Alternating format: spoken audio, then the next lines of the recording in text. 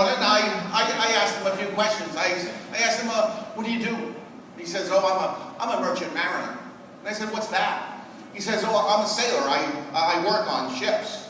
I go, wow, that sounds interesting. Do you like it? He says, oh yeah, I like it. Well, when we arrived at the combat zone, he gave me a $5 tip for me a $5 fare, which again impressed me in 1975, and it began another question for me. I asked him, I go, how would I get involved in the Merchant Marines?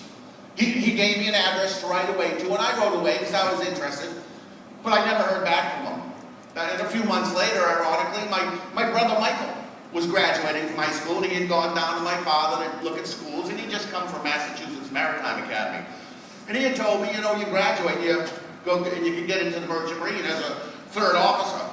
And he told me, you know, that it's a quasi-military school. They don't shave your heads as soon as you get there. You don't have to wear uniforms all the time. They don't do that. You don't have to wake up to reveille and do calisthenics. You don't have to go to bed with taps.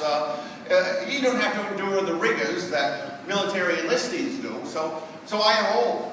And upon entering the academy, I learned many things. But the first thing I learned was that my brother Michael thought lying to me was funny.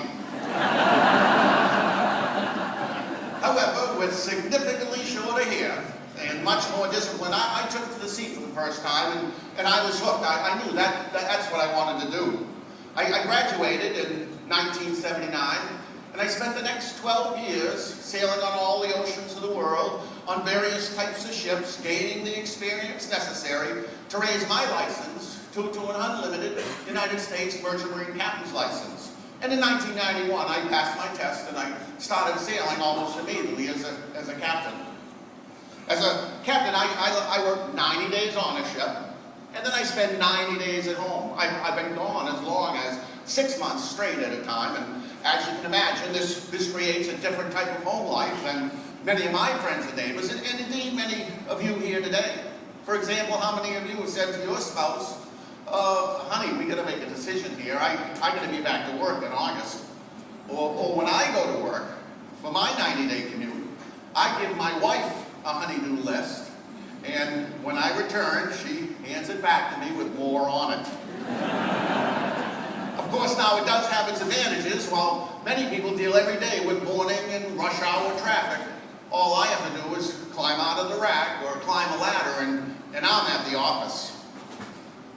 And a lot of people don't